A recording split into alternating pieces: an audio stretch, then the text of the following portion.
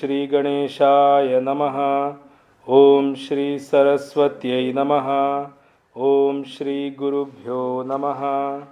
सच्चिदानन्दरूपाय विश्वोत्पत्त्यादिहेतवे तापत्रयविनाशाय श्रीकृष्णाय वयं नुमः। श्रीकृष्णाय वयं नुमः। वसुदेवसुतं देवं कंसचाणूरमर्दनं देवकी परमानन्दं कृष्णं वन्दे जगद्गुरुं। कृष्णं वन्दे जगद्गुरुं। मूकं करोति वाचालं पङ्गुं लङ्घयते गिरिं यत्कृपातमहं वन्दे परमानन्दमाधवं। परमानन्दमाधवम्। ॐ वाङ्मे मनसि प्रतिष्ठिता मनो मे वाचि प्रतिष्ठितम् आविराविर्मयेधि वेदस्य माणिस्थः श्रुतं मे मा प्रहासीः अनेनाधीतेन अहोरात्रान् सन्दधामि हृदं वदिष्यामि सत्यं वदिष्यामि तन्माम् अवतु तद्वक्तारमवतु अवतु माम् अवतु वक्तारमवतु वक्तारम्। ॐ शान्ति शान्तिः शान्तिः। ओम शंकरं शंकराचार्यं केशवं बादरायणं सूत्रभाष्यकृतौ वन्दे भगवन्तौ पुनः पुनः। ईश्वरो गुरुरात्मेति मूर्तिभेदविभागिने व्योमवद्व्याप्तदेहाय श्रीदक्षिणामूर्तये नमः। श्रीकृष्ण गोविंद हरे मुरारे हे नाथ नारायण वासुदेवा जिह्वे पिबस्वामृतमेतदेव गोविन्द दामोदर माधवेति। हे कृष्ण हे यादव हे सखेति। हे कृष्ण हे यादव हे सखेति। हे कृष्ण हे यादव हे सखेति।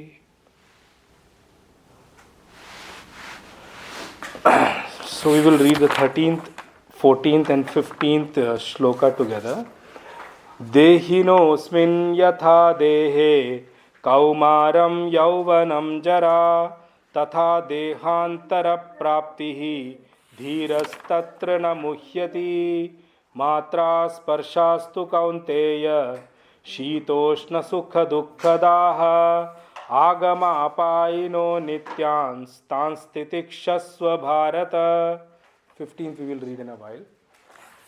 So we were looking at the last shloka 13 and 14 and we stopped at matra sparshastu kaunteya shitoshna sukha dukkhada agamapayino nityanstanstitikshasva bharata.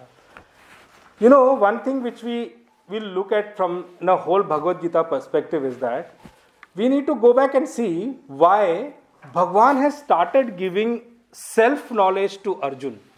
He didn't ask for self-knowledge. His question was very clear in the initial part of the chapter, first chapter also, and up to the second chapter. Bhagwan, I am confused in the matter of dharma. Dharma, and I had translated dharma here as, I am confused in the matter of my duty. What duty am I supposed to do? He didn't ask for self-knowledge and all. Then the question should come, why Bhagwan started first shloka from giving self-knowledge to Arjuna. And I'll tell you I'll give you a brief sketch of the second chapter also. Bhagwan starts giving self-knowledge to Arjun from shloka 11 onwards up to 30. Okay, up to 30 Bhagwan talks about what the self-knowledge is all about, and he calls it Sankhya Buddhi. Sankhya Buddhi means Atma Buddhi. He's talking about the self. That's the first point we need to remember. Then Bhagwan briefly touches from 30 to 39. He talks about Swadharma, what Arjun should do as a duty. He talks about that. From 40 onwards up to 53, Bhagwan talks about Yoga Buddhi. There are two things. I'm creating this sketch for you to understand what you can expect from this chapter. Because remember one thing, second chapter is the foundation of the whole Bhagavad Gita. You need to remember that very clearly. Bhagwan talks about every topic in here. And in the chapters from 3rd onwards up to 15, he will elaborate each and every aspect of what he spoken in this chapter. So he will give bhashya on his own. Bhashya means elaboration on topics which he has already elaborated in the chapter 2. So up to 53, Bhagwan talks about another buddhi called Yoga Buddhi. So two things I'm talking about here. Sankhya Buddhi. Sankhya Buddhi talks about the self-knowledge. Okay, that's how you could translate Sankhya Buddhi as. The second thing he talks about Yoga Buddhi. He will talk about a Yoga Buddhi where, it's called which attitude you should do action in. That's called Yoga Buddhi. He will translate these two things over there. In the 53rd shloka, Bhagwan will say, Arjun, what you will achieve by doing Yoga Buddhi, it will take you straight to the Sankhya Buddhi. The results are the same. Sankhya Buddhi and Yoga Buddhi will lead to the same result. He'll talk about that. Yeah, come. So he will talk about that. And then 54th shloka, Arjun has this burning question. You're talking about Yoga Buddhi in such a detail. I want to know how a person who has gained a Yoga Buddhi will look like. How will he behave? How will he act in the world? So he picks up that question in the 54th shloka of Bhagavad Gita Chapter 2. From 55 onwards up to 72, Bhagwan will elaborate how a person who is realized will look like. Now, the reason I brought this sketch to you is that in the shloka number 11, Bhagwan talks about a panditaha. Okay, he says, na anushocanti panditaha. That pandita, who is the actual pandit, Bhagwan elaborates in shlok number 53. In 53, Bhagwan says, a person whose faith is firm in the self, and he has gained a firm knowledge of the self, and he doesn't waver from his mind of self. Now, when I use the word self, see, everybody knows the word called self. It's a very commonly used word. But the definition and understanding of self is what varies. Okay? Now, even though we listen to self-knowledge from many places, we must have heard this subject many other places, why we are not able to go there? Because there are many paths to that entire thing. Our faith keeps wavering from one to another. We are not able to come to a firm faith within ourselves in terms of what is the self-knowledge. Now, I talked about different schools in the initial classes also, that there are many different schools. They lead to some place, but they may highlight the self in some way, but they may not be able to explain you in the direct way what the self-knowledge is all about. So here Arjun gets this question, ki Bhagwan, how will a person of self-knowledge look like? So please explain me. So Bhagwan takes from 55th shloka onwards up to 72, explaining him what a self-knowledge person will look about. Now, the question I want to bring to you is that the first thing we need to understand is Arjun's question was very clear. Arjun said, Bhagwan, I am confused in the matter of dharma. I do not know what duty to do. Then if the question is of dharma, why self-knowledge is required? Bhagwan could have straight away answered, you do these things, and then your life will be resolved. You do these actions. Now for that we need to step back and understand one small thing. Whenever a person comes to us with a problem in life, there are two ways to resolve that problem. The first way is just tell him immediately what to do. he will go back, do that action, his problem is resolved. So that is called immediate solution or temporary solution to a problem. But there are certain set of people who are not satisfied with the immediate solution. They say, even if I resolve this issue which is in hand right now, I may resolve this issue very well the way you have advised me. But then, is that going to stop in future such issues to arise again in my life? I'm saying again, only some people come to this point. And those people, we call them intellectual. Because the thing is, many people don't use the intellectual faculty that way to come to the grassroots level solution of a problem. I'm just giving an example. In a medical world, a person goes to a doctor with a fever. The fever is not the actual ailment. Fever is because of something which the body could not resolve or fight on its own, right? So the doctor, what will do? He will first treat the fever and then he will ask the person to go and take some tests. With those tests, he will actually decipher what is the actual medical problem. And for example, the doctor treats for the fever, gives him crocin or something and sends back, and doesn't resolve the problem. Because the problem is not resolved, it will keep arising again and again. He may resolve the fever right now, but few days later it may come up again because the actual problem is not resolved. So in the same way, Bhagwan knew it very well. I could have just told Arjun what to do and the problem would have been resolved. Now, in the second chapter, go back to second and third shloka. Bhagwan gives Arjun the solution, which is what we are talking about, temporary solution. What he says? He says, Arjun, what you are doing is stupid, just get up and fight. That's the solution of your problem. What he says, and he gives him with example of result. If you don't do this, you will be displaying what? Anaryam, Ajustam, Aswargyam, Akirtikaram. He talks these 3-4 things which you will inherit in case you don't end up fighting. But Arjun could have got up because his problem is temporarily resolved. He should have got up and went to fight. But Arjun is not such a person who got satisfied with that answer. Arjun stops. Instead of acting on what Bhagwan instructed him to do, Arjun says, Bhagwan, listen to me very carefully. I understood what you said in those shlokas, but I am thinking that I am in a completely deluded state and I don't see any resolve by doing what you are telling me to do. I don't think my problem will be resolved permanently. So I said, one is a temporary solution, one is a permanent solution. Now I should come to the point of permanent solution now. Now, whenever there is a problem in life, now you need to remember this clearly, the confusion or delusion is not about the action. Now, I would want you all to think of this for a moment. Whenever we face a problem in life, we think that if we just resolve how to do the action, our problem is resolved. But remember one thing, nobody faces a problem in life with regards to action. The actual problem is about the doer. Doer means doership. Till Pooja ji settles, I will drink water.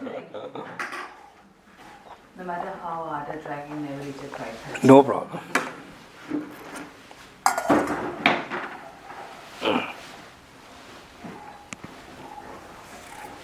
So, whenever we face a problem in life, decipher the problem in 2 parts. The first is the problem what comes into our life, we always feel it's about the action. What should I do in such situation?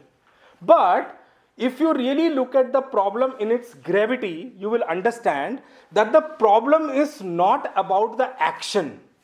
So the temporary solution is always about the action. Somebody may tell you, if you are having confusion doing this, do this. I'll give you one small example of that. In the field of, law, for example, a judge is sitting on as a judge, he is in the court, and the case which comes to him is of his own son. Okay? And his son needs, according to the law, his son needs to be punished because he's done wrong and every proof is against him. But the judge gets into confusion. Now, he's my son. Now, how should I protect him as a father? The confusion is not about the action, the confusion is he has forgotten his role. There, he is not a father. He is what? He is a judge. Now what happens with people is, many times we end up mixing this responsibility at places. I'll give you one small funny example sometime. I went to somebody's house. So, that lady, the man had retired. He was an IAS officer for a long period of time. Now, IAS officer commands many things in the office. So, the wife told us that, I was waiting for the day for him to retire. I said, why? I am fed up of, taking his orders in life. The day he comes back as a husband, leaving aside the IAS role, I am going to teach him how you should live. So the next day morning, he got up after retirement and he started ordering, where is my breakfast, where is my tea? So wife was very smart. She said, what tea, and you're no longer an officer now. You need to go and get milk first. You need to go and get tea powder first, then I'll make your tea. So he ran to the shop. He always had servants all around. So he ran to the shop to buy all these things. He really realized in what mode I was living. And now you see what I am actually, I was not that role which I was carrying at home. The problem which people face is that they are not able to shift back into roles easily. Many a times, you cannot be a father at the, court of law, and you cannot be a judge at home. Now just imagine, people reverse the whole thing sometimes. They become, parent to somebody at the court, and they become judge at home. So what happens if you become judge at home? All your family members will, be averse to you always. Hey, what is this man here? I can't live with them. Every time he's ordering something or the other. The reason why Bhagavan is giving self-knowledge here is that we need to know how to swiftly move from one role to another in our life and in our day-to-day. In a day, we are supposed to do many roles. You cannot mix roles and expect the results what you want to achieve. Why Bhagavan is giving self-knowledge to Arjun is that he could have easily told him this action to do, go and fight, which he already did in 2nd and 3rd shloka. But he knew Arjun is not such a man who will get satisfied with that temporary solution. Arjun wants something as a permanent solution. Permanent solution for a problem is know who you are. Resolve the delusion you have about doer. What kind of a doership role you are assuming. If you resolve that, then your life becomes easy. That's why Bhagavan starts with self-knowledge in the 11th shloka. Because Arjun could have easily stopped. Bhagavan, I'm sorry. I don't think you have understood my question well. I didn't ask you all these things. What are you talking about? Pandita and all those things. I don't want to become Pandit in this, war field. I have come here to ask you, what should I do? So Bhagavan is telling him the whole self-knowledge to make him understand who you really are. So in the shloka, which we saw last time, the 13th and 14th. In the 13th shloka, when he spoke about Dehinosmin Yatha Dehe, Kaumaram Yauvanam Jara, Bhagavan is saying, he has already explained in the 12th shloka that, remember, you, me, and all these people standing here are always here, have always been here, are never going to go anywhere at the total reality level. उसको हम कहते हैं पारमार्थिक तल पर. At the level of supreme reality, we all are ever present and we will always be present here. We are not going to go anywhere. To give an example at that total reality level, at the level of body, Bhagavan explains at the shlok number 13. He says, in the way you come into the body, and in the body you take 3 stages, which is childhood, youthhood and old age, but you don't change among these stages. The same one you are in the childhood, you are the same one who grow into youthhood, you don't change at all. And the same you only goes into the old age, you don't change at all. In the same way, when you leave the body also, you don't change. Now that's a very big question mark. You don't change? That means leaving body is not a solution for me to change into something good? No, it's not. Because what you have built yourself now, the same you are going to transition into another body. Why they say always that know about yourself, because human life is the only one where you can know and learn about yourself. If you gain this knowledge here, when you transition into the next body, this knowledge is going to remain there. Because you have understood about yourself. Now one more thing I want to just highlight here. This body is not given to us for developing physical world, having few homes, having, cars, having this luxury, that luxury. I'm sorry, that is only the fruit of this life. But this life is actually given to you to know yourself before you leave this body here and go. Because if you lose that opportunity to know yourself now, you don't know when you will get the next opportunity to know yourself. Because nobody can guarantee our birth in the next life. Nobody. We don't know what actions we have done. Many people in their life also, when the problem comes, they say one thing to us also many times. I don't remember anything wrong I did in my life to bear this. That's because you cannot see your actions of past life. Whatever comes in our life is our fruit only, fruits of our action only, whichever way you like it or don't like it. But yes, there are two ways to deal with those fruits also.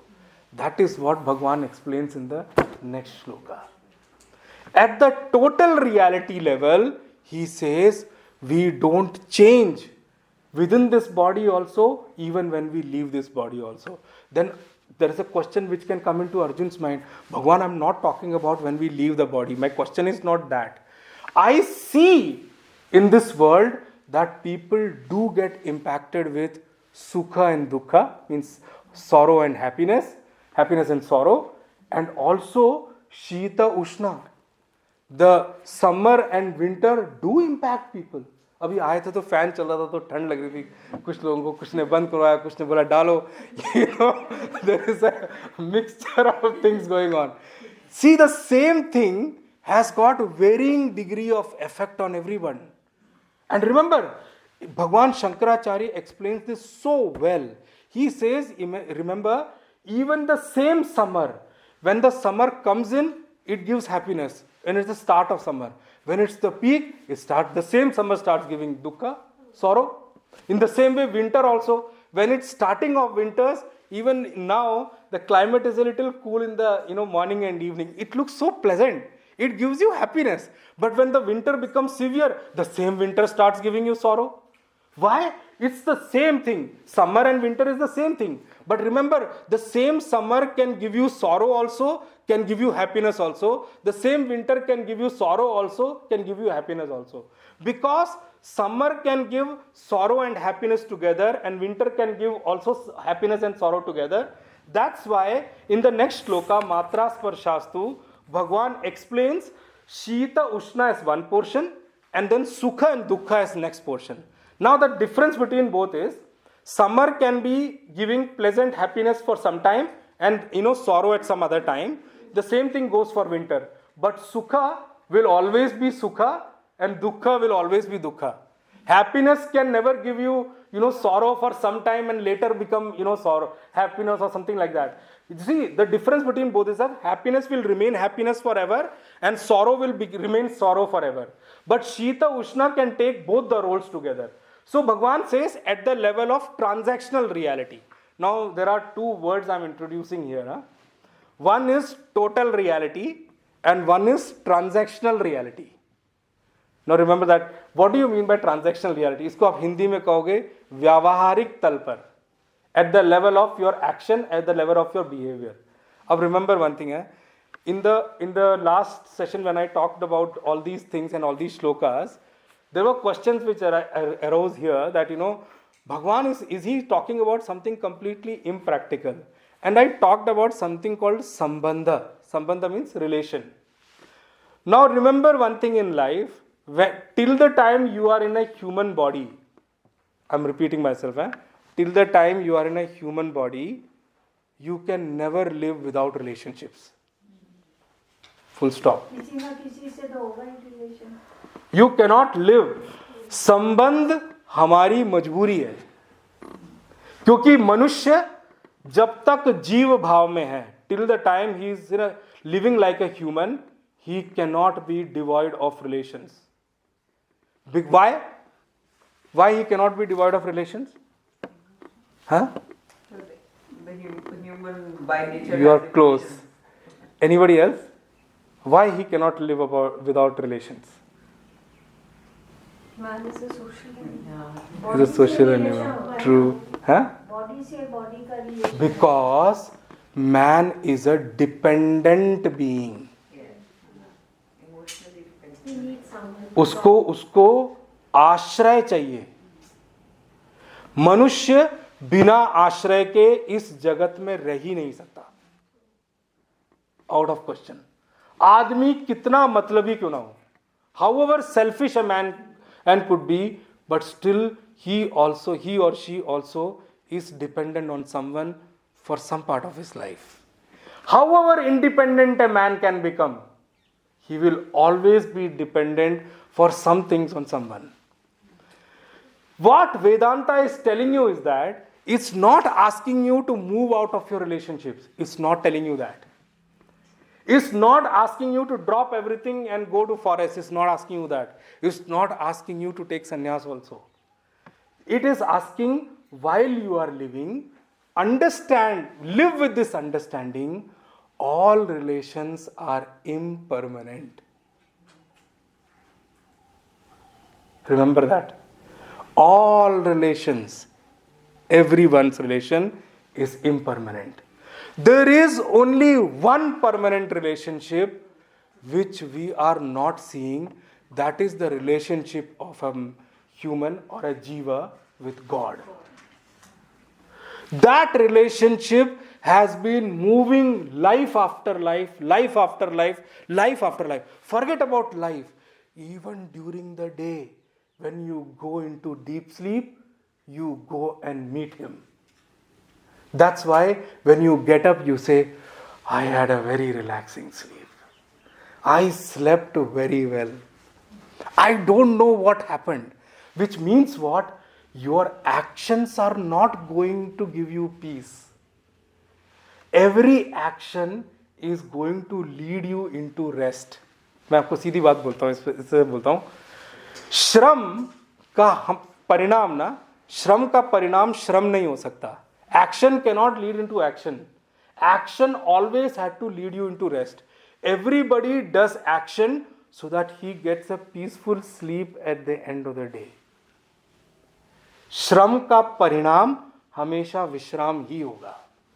A man works in the office. He is doing very well in his career. He is, really growing well in his career. But can he be there in his office 24 hours a day, 365 days a year? No. However good that work may be, however happiness giving that work may be, but he cannot work 24 hours. He cannot work 365 days. He works during the day and he looks at his watch. When will the time go and I can go home and rest? वो office से देखो, office भागता है time पे पहुंचने के लिए, office से भागता है घर पहुंच के आराम करने के लिए. जो घर है ना, इट्स कॉल्ड विश्राम स्थली. अब आपको एक सीक्रेट भी बता देता हूँ वेदांत का. When we are in the awakened state, waking state, the jiva which is within us transacts in the world through our eyes. Okay, this I'm telling you. Just keep that as a topic. जब आएगा तो मैं will elaborate it later on. The moment we wake up, jiva transacts in this world through our eyes. That's why when you go to a place and you want to avoid someone, I'm giving you an example purposively, and by chance you had an eye-to-eye contact with that person, both of you cannot say that I didn't see him. Because jiva has met jiva already. You cannot deny it. You should remember that very well. This is these are the things which Vedanta brings you out. In the daytime, jiva sits and transacts through the eye. They say it transacts through the right eye, but both eyes are available for jiva to transact. When it goes to sleep, now what happens? Jiva has to go, flow down and into the heart to rest. हृदय जो है ना उसका विश्राम स्थली है. It's his resting place. But so for example, a man leaves the office and between before going to the home, he crosses some place and he looks, there is a beautiful mall there, and he stands, he thought, let me just do some shopping and go home. Where he gets stuck because he's not reached home yet. He's not got rest also, but he has left the office. That middle place is called throat. When the jiva travels from here, and before reaching the heart, if he stops at throat, that is the place when you get dream state. That is the shopping mall I'm talking about. When he stops in between and reaching home and he does shopping. Shopping means he's transacting. He is doing action. And remember, dream state is also full of action, by the way. You feel tired also if you don't get to sleep and you dream only. Next day you don't feel fresh. Why? Because you are acting in the dream also. You are doing in the waking state also. So the same thing happens. But when it travels down to the heart, इसलिए हृदय स्थान पे he goes and meets God and sleeps or rests in his lap. That is what is called deep sleep. When jiva gets stuck between here, that's when he gets dream state. So there are many people, I only pray to God that everybody should get some sleep. That's what I pray. There are many people who complain about this also, that I don't get to sleep and they cannot work, because remember, sleep is for your mind. And remember, waking state, mind is fully active. Dream state, mind is super active. Deep sleep is the only state where mind gets rest. Rest तो मन को चाहिए, आपको तो शरीर को थोड़ी आराम चाहिए, शरीर को तो आराम वैसे ही मिल जाता है. We think body needs rest, but I'm sorry, the tiredness feeling is for the mind, not the body. Body is a inert matter. It can never complain that I'm feeling tired. The body's tiredness is also, said by mind. Mind says, मेरे पैर थक गए, मेरे हाथ थक गए, so and so and so and so, whatever it is. So that is the whole construct of the thing of our internal system. So Bhagavan says, Arjun, in the transactional reality sense, you need to remember everything is matra and sparsha, which I stopped last time when I was explaining you all. He uses two words here, matra and sparsha. Bhagavan Shankaracharya explains this beautifully. Matra means abhi miyante. Miyante means by that which you feel, by that which you know, by that which you get knowledge, which is what? Your senses. When you see a form, the form is actually, like for example, I see you all. And so now since I know you all, what happens? My mind captures your image, takes it to my memory, and returns with a figure saying that this person is so and so name, this person is so and so name. And my mind comes to a conclusion that I know you all. Now, for example, a new person comes and sits in front of me. My eye is capturing the image and it is taking to the memory. When it takes to the memory, it comes back and recalls and says, as no name found. How you find in computer, na? Sorry, no name found in the search or whatever. It returns and say, with one particular thing, say that, I do not know this person. That's the input which comes back, output which comes back. Saying that I don't know this person. Why? Because this person doesn't tally to the people stored in my memory. In the same way, all our dealing, I'm talking about I now, the same way which goes to ears also. When I listen to someone's voice, the people I know, I can recognize with voice, oh, this is so and so person, right? Because my memory comes back and said this voice belongs to so and so. See, I'll tell you one thing very honestly, this God's creation is so wonderful. Even computer in front of this is nothing. How many amount of data is stored here in different files without any effort of ours? I don't store a sound file in the sound system and form in a different thing. It is automatically classified. When somebody touches me, when even air touches me, I can feel it's air. It's already stored. It instantly takes it to my memory, recalls back saying that I know what this touch is all about. This is how the knowledge is complete. That's why Bhagwan says matra. Matra means by that which you know, by that which you gain knowledge. Now, remember one thing, if I see somebody new, I will first, see that form, then I'll ask the name, and that name and form is together stored in my memory. So that next time when I see, it's recalled like that. Then Bhagwan says, sparshaha. Sparsha he calls about all those objects. So the transaction which happens is that every time my senses go and transacts or touches the object and returns with something called knowledge. Okay? And also with that knowledge it guides me saying that what action you need to do. For example, if I get a sound system, my memory returns saying that this is a sound system, you need to run it in this way. It will give you corresponding action according to that. So Bhagwan says, Arjun, in this transactional world, whatever you see is matra and sparsha. You classify it in that form. But what is he talking about the transactional world? Remember one thing, the punchline Bhagwan uses is there. They are agama apayinaha. They will all come and go. And remember, when he uses the word they come and go, he says whether you like it or you don't like it, it will still come and go. You can decide whether you want to move through it, manage through it, or crib and cry and waste your time. I may not like summer, but even if I like or not like, summer will still come. I can keep, complaining.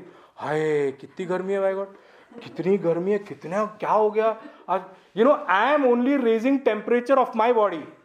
It will stop tolerating the heat after a while. Oh, AC के बगैर तो बैठ ही नहीं सकते हम लोग. ये तो क्या मुश्किल होगी, क्या मौसम है, क्या है ये? So the whole thing about this is that everything is in this way. It will come and go. Transactional world is like that. And he says, since it comes and goes, it is what? Anityaha. Remember, it will always be temporary.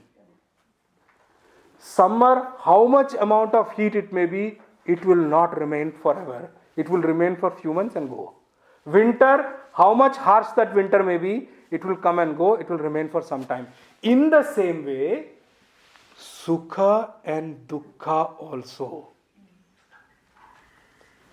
Your sorrow may be devastating. It is so difficult to bear. But remember, sorrow also cannot remain in your life forever. That's the kind of consolation Bhagwan is giving you. Bhagwan says, but it's not only about sorrow, it's about happiness also. Happiness also will not remain forever. It will come, it will go. That is the nature of it. Even if you fight or you do whatever, you cannot stop it from going and coming. So then, if you cannot stop it from going and coming, what is the best approach to do? That's why Bhagwan uses the word tan titikshasva. Now, in this word, you need to split it into two parts actually. Everything which comes into our life, we have two options. Okay? Two options we all have. The first option is work hard to resolve it, provided it is within your boundary of action. Okay, I'm using the word very clearly. Huh? If it is within your boundary of action, do your best to resolve and convert that situation into something which gives happiness to you.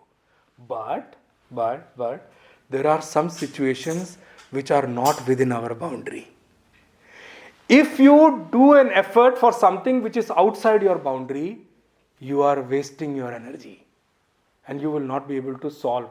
See, you worked hard also, you could not achieve it also, so technically your hard work is also gone and your mind will also be sad. What? There is nothing in action. Every time I do something, it doesn't work also. So Bhagwan says, I'll use one word here, which Pujya Gurudev used to use. Pujya Gurudev Swami Chinmayanand ji used to say one thing very clearly. I am here to make you all intelligent and intellectual. I am not here to make you dependent on me to resolve your issues.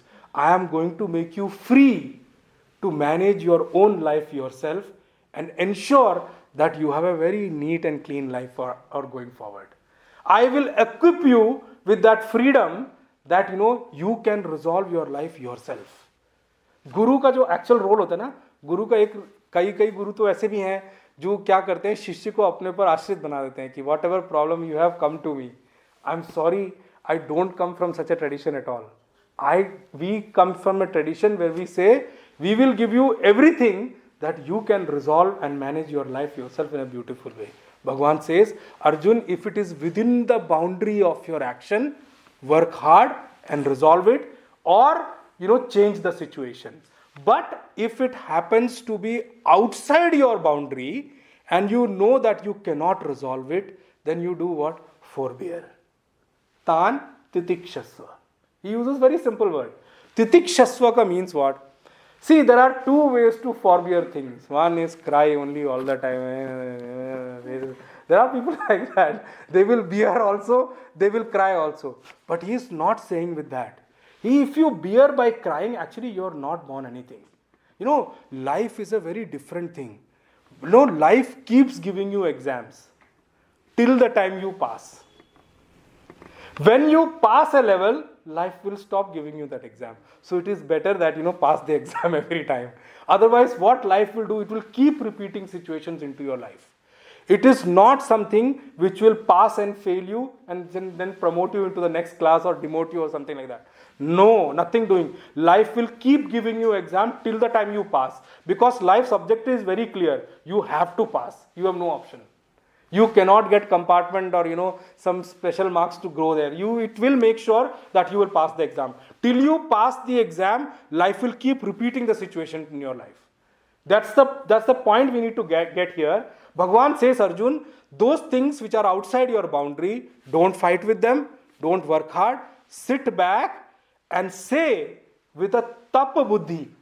Tap buddhi means with the intellect of penance, that this is a penance for me to grow in my life, bear them. Don't cry and bear them. Cry and bear them तो बहुत भूखे लोग बाहर बैठे हुए तो रो ही रहे हैं. उनका तो हम लोग व्रत थोड़ी मानेंगे. बहुत लोग बाहर व्रत ले रहे हैं. व्रत मतलब उनका मजबूरन व्रत है. उनको खाना खाने को नहीं है, बट उनके में तप बुद्धि नहीं है. इस वजह से उनका वो व्रत में भी नहीं आता. व्रत का मतलब क्या है? You bear it saying that it's a thing on mine, it's a control on myself. And I'm bearing it I have every facility to resolve this, but I'm bearing it so that I grow in my life. So he's saying, with a mind of penance, forbear that situation and let it go through. You will definitely grow to be a better person than the previous one. That's what Bhagavan is talking about here. Tan titikshasva. Now, tap buddhi, when I talk about, or when I say a penance in the intellect of penance, every situation which comes in our life, some are very difficult, but if we can step back and think for a while, now that also power comes from scriptures only. Many a times what happens is that when a situation comes in the life, we are like, the firemen trying to firefight our idhar aag bujha rahe hain, udhar aag bujha rahe hain. In the spree of the whole thing, we are not able to see the situation only correctly. But when a situation comes, it's not easy. I'm not saying it's a cakewalk to do all these things. It comes with practice only. If we step back a little while and we try to assert the whole situation, observe the whole situation, and look at, if we have some devotion towards God, that ask us this question: what is God trying to teach me from this? Every situation in life, however difficult it may be, I'm telling you something which is a little difficult to comprehend when we look at each of our lives. It may look, how can it be possible? But trust me, every situation which comes in our life, there is some hidden answer which God is going to give you. He is not wanting you to settle down at the level which you are in. He always wants you to grow up. Go ahead. You always get what you can handle. Yes. God never gives you what you can't. Very good point. See, there are nobody, if I look at life, many people have come to me with situations, worse situations also. I have, outside of the whole thing, because we are standing outside the problem, so we can see the problem in a different way. when people are inside the problem, they are surrounded by the problem, they can't see the problem themselves. Sakshi. That's where the role of a good advisor in life comes. Who is really good advisor to you? He wants you to develop without any attachment to you. Attachment to you means he is not stuck in something relationship with you that he wants to pacify you to resolve the problem. He may not be able to resolve that problem. He is standing out with a Sakshi Bhav. He only wants your good. That person can guide you well to move out of the situation. The same kind of a person is Krishna here. He knows Arjun is stuck. And Arjun knows very well that I cannot come out on my own with this problem. And Arjun knows one thing also well, what I see is what I saw in the first chapter. I cannot see anything beyond. What Bhagavan is showing me is completely different from what I know. But since Bhagavan is a very good well-wisher and he is a real guru, he is standing outside the problem and leading Arjun to come out of the whole thing. See, that's the role of a good advisor. So when you stand outside a problem, you can visualize the problem, you will realize what, if you can just ask, many people, what happens is, many situations, I have been into such situation also, why should I look at anybody else? I have myself in life asked in the initial part of my life, when situation comes to me, why me? This is a very normal question which people ask. Why me? What did I do? I was all so good. I have done good for everybody. Why me all the time? Why me? This question, why me, keeps coming. But if we are able to resolve within ourselves and convert this question from why me to what is in it for me, then your vision changes. Your life changes. You will start feeling the power of God with you to start taking the reign of your life yourself. Right now the problem is none of us are actually free. We are all dependent on something or the other. But freedom is something which we all want. I don't need the Indian constitution to tell me that freedom is my birthright. I know. A child sitting sleeping in a cradle or lying down on a cradle, he doesn't know anything about constitution, but he also knows that I want to be free. There may be a song also, I want to break free. I don't know, like that. It just came up to my mind. Everybody wants to break free. Trust me, it's a truth I'm telling you. Every day, my endeavor is that I should be free. Why can't I be free? Why can't I be free? But am I really be able to become free? How will you become free unless and until you know your power yourself? You have all the ability to be free. You have all the ability to manage your life yourself also. Yes, other dependent things will keep coming to you according to your fruit of action. Let it remain. I'm not saying, start becoming indifferent towards your relationships and all. They are important for us. We must follow them. We must fulfill them. That's something which is given to me as a role. God has only given to me that role. All these roles are given to us from them. But how will we be able to beautifully do our role if we are free? Remember, a person who is free only can make others free. If sitting here, Guru is himself bound by so many things, what freedom he is going to give to his disciples? Just think of it. So, that's why the Guru's Lakshana, when we talk about the symptom of a Guru and the quality of a Guru, they says, Shrotriya Brahmanishtam. He is himself free first. अरे भाई, only the person who is free can make you free ना? Jail में बैठा हुआ आदमी आपको कहाँ से मुक्त करेगा? खुद ही जेल में बंधा हुआ है. मैं तो जेल में बैठा हूँ लेकिन मैं आपको मुक्त कर दूंगा. आप वादे बहुत करते हैं बाहर. There are many people who are themselves sitting in jails and promising others freedom. I don't know what freedom they are talking about there. Or do they even know the definition of freedom also? I don't know. But literally, the thing is, a person who is free himself can only make others free. The freedom is, you know yourself, you remove all the delusion about who you are, you will yourself become free to manage everything. Or remember one thing, I keep telling this outside, only a person who is spiritually well versed can manage all relationships beautifully. Why? Because he knows who he is and he knows all this is role, so he acts very well in his life. Thank God my wife is not here today to see that. But I'm just kidding. She already knows that. So apparently, the thing is that truth of life is a free person will always be looked upon by all others because they get a sense of relief from that person. They get a sense that this person can make us free. That's the role of a guru. So Bhagwan says, Arjun, understand very well, all this is just a touch or of what you call that relation between matra and sparsha. Their transaction, their intermingling with each other is what this whole transactional world is all about. And this entire transactional world is anityaha, impermanent. It will come and it will go. Now Bhagwan uses the next shloka which I'll take today, 15th one. Yam hi na vyatayantyete purusham purusharshabha samadukha sukham dhiram somrtatvaya kalpate.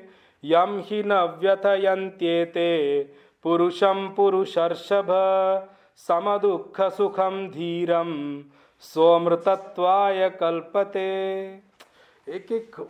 Each and every word of Bhagwan is a masterpiece in itself. He uses one word here, sama dukkha sukham, the one who can manage equanimity in both sukha and dukkha, both happiness and sorrow.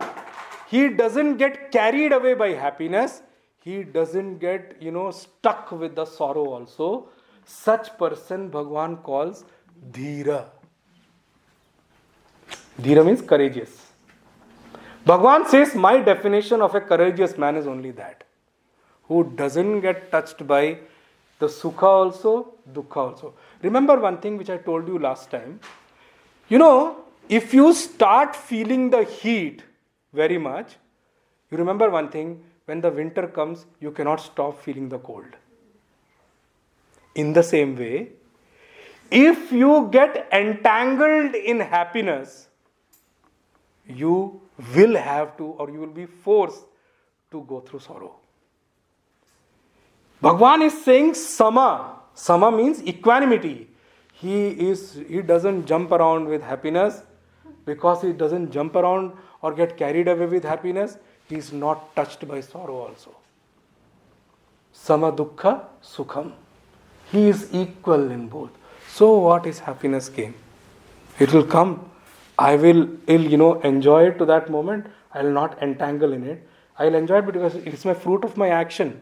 I will have to bhog to mujhe karna hi padega. I will have to enjoy it. Enjoy it without getting caught in it. Move on.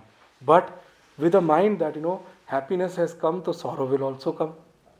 If I am not touched or not taken away or carried away in happiness, remember the sorrow is not going to impact you much.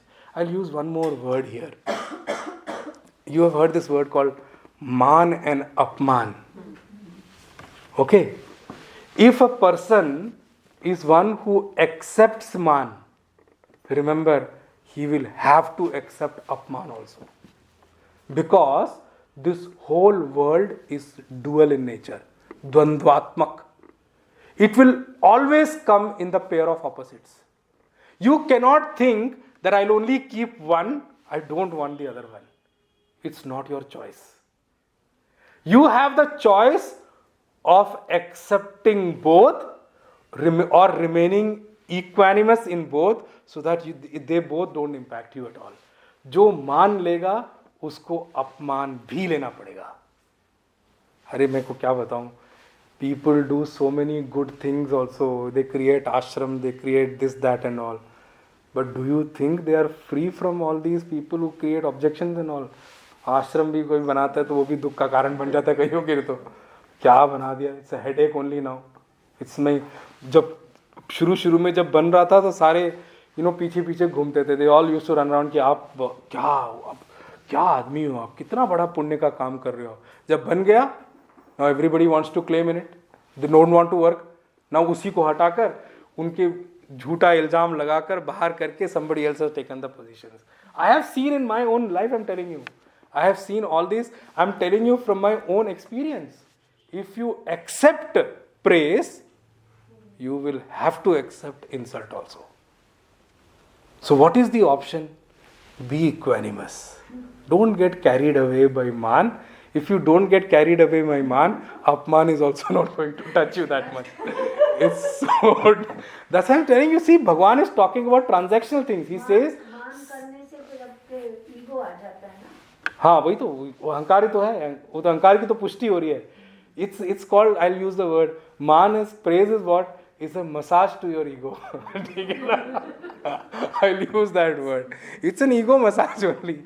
That there's not only a body massage, there's a mental massage also which keeps happening. Sometimes, no, sukha also, people get drowned in it. Or like, so many kings, Mughals and all you see, have, they had so much wealth and all. Could they guarantee happiness for them all the time? No way, it's not possible. It is technically not possible in this world. This world is built like that. And it is one of the beauty of this world. Why? So that you don't get stuck here. If everything was hunky-dory here, why would you want to grow and, realize? Let it remain here only then. So it is built in such a way that it will always keep moving in pair of opposites. It will keep, I will use the word, it will keep moving parallelly. Bhagavan says, Sama dukkha sukham dhiram, the one who is equanimous in both dukkha and sukha. Very beautiful word he uses. Saha amrutatvaya kalpate. He will attain immortality. He's using the word here. Sa amrutatvaya kalpate. When you use the word immortal means what? He is the one who will grow beyond birth and death. That is what is immortal meant here. Realization has got many facets, and by the way, I explained you some of them in some of my sessions before. There are very many paths to realization, by the way. There are many schools of philosophies also. All schools of philosophies lead you to a particular level. They make you reach particular level, and then you have to go from there to a different level depending upon your development in that school. So you will see, I told you about some paths like Karma Yoga, Bhakti Yoga, Dhyana Yoga, meditation and all those things. And then Ashtanga Yoga. Then I have Sankhya Yoga, so Bhagwan is himself using here. Buddhi Yoga means that path of knowledge he is talking about. So he says here, Sa Amrutatvaya Kalpate ka yahan matlab kya hai? Amrutatvaya Kalpate ke kai matlab le sakte ho. I told you in one of the sessions that realization has got many forms. You need to understand what realization means. In many schools of philosophies, realization means a different term. I'll give you a couple of examples first. I'm not going to touch schools which are outside my purview right now. I'm going to touch about some schools there's one school called Ashtanga Yoga. Okay? Ashtanga Yoga, where you have Yog Siddhi, and through Yog Siddhi, I'm using the term, if you get confused, you can ask me later on, but just listen to me what I'm saying now. In Yog Marg, what you do is that you use your body and you lift your soul through the chakras from Mooladhar to Sahasradhar. Okay? So this is Sahasradhar here. So there are 14 chakras here in totality till the year. So what they do through their own Yog Marg, they keep moving upwards in their chakra itself from Mooladhar to from here, there and keep going up. And then they reach here, which is this place here, and by that time it's time for them, maybe their life is over or whatever. If they leave the body using Ashtanga Yoga, they leave the body from any portion between this and this actually, between eyes and your mouth. Okay, there are 3-4 few things here: mouth, nose, ear and eye. Okay, they can manage themselves, they've uplifted themselves in such a way that they can leave the body from any one of these doors or exits, I'll use the word. So that is also a kind of realization in the Ashtanga Yoga Marg, but their realization is that they will go to a higher loka. I'm not naming the loka here because this is not that Ashtanga Yoga class. I'm not using too much details here. They will go to a higher loka and they will wait there for the end of this kalpa. Okay? They will enjoy that loka till the end of this creation. At the end of the creation, when this whole creation goes into pralay, they will move out of that loka and come back into this world. That's one form of realization. I'm talking only kinds of realization. Then there are some people who are advanced yogis. Advanced yogis, I'm using the word. They are able to reach here, which you call what? Very good. Anybody else? Nobody else knows this name anyway. We have a very soft spot here. You will note here. There is a very soft spot here. Very soft spot here. There are some yogis, Ashtanga yogis, who have developed themselves in such a way that they are able to exit the body through this door. They are able to open this door and leave their body. Now this is the door from where a jiva comes into mother's womb. This door. This door closes after the jiva enters the body, by the way. So anyway, I'm not talking too much details here, but I'm saying, if he leaves through this, he is able to go to further higher loka. Then, this person can and wait till the end of kalpa. The people who leave from this door, they have to wait till the time their karma phala is there. I'm sorry, I'll correct myself. Okay, the one who leaves from Sahasradhar, they are able to reach a higher loka, which is called Brahma loka. They're able to stay there, and when the Srishti goes into pralay, they'll go into pralay and they'll come back in the next creation. But the people who leave from these doors, once their karma phala is over, they will have to come back here depending upon whatever their karma is they earned. So they will go up to Swarga loka, is what they say here in this portion. So that's how I'm telling you, that's one form of realization. That's why. How do we leave? I don't know. I will tell you after the class. Usually, how do we leave? That's a very good point. Anyway, I'll leave that question, park that question for now. So usually, if a person is able to live like that, that's how its achievement becomes. But that I'm talking about Ashtanga Yoga. That's why when you use the word realization in many philosophies have got different meaning. But when Bhagwan uses here, so Amritatvaya Kalpate, Bhagwan says if he has reached that level of keeping to that position and his known self-knowledge, he will not come back. His Amritattva, immortality means what? He doesn't have to come back into this world. In this world means what? This is not the only world. According to our Sanatan Dharma, Earth is not the only planet. There are many planets, many galaxies. There are many Earths in many galaxies. So I'm making it very clear to you so that things are not a confusion at all. People go from this galaxy to different galaxies also. There are some galaxies which are more advanced than us. So depending upon what your karma is, you go to different galaxies. Even if you get Manusha Loka and all. So Sanatan Dharma has got no doubt that they may use the word aliens. We don't use that word at all. We use jiva, full stop. It's a very simple word. It's very easy to make you understand. So Amritatvaya means he will go to a level where he don't come back. He merges into the self. Actual realization means when the jiva goes back and merges into self, so he ceased to exist. Exist means he ceased to, get into the repetition order of going and coming, which can happen only with knowledge. That is called moksha. That's called moksha in actual sense. Nirvana, moksha, samadhi is just a process for that. We use it, there are many different words to use that. If we call it realization is the actual word. So, when you use the word realization, in many philosophies, realization has got different meanings. So don't confuse with that. I'm talking about Vedantic realization here. Bhagwan says, so Amritatvaya Kalpate. He says, Yamhina, what is the first line he used? Yamhina Vyathayanti. He doesn't get shaken up by anything.